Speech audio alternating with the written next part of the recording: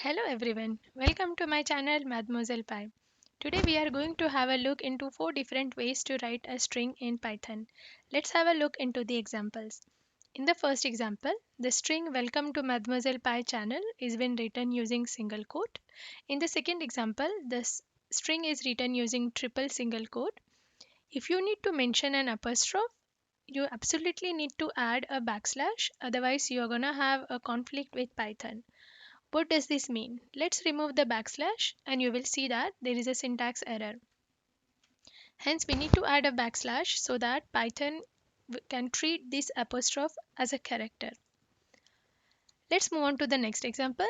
In the third example, the same string is been written using double quotes and you will see that we don't need to add a backslash because the apostrophe here is being treated as a different character altogether. And in the last example, the same string is been written using triple double quotes. Let's have a look into the output.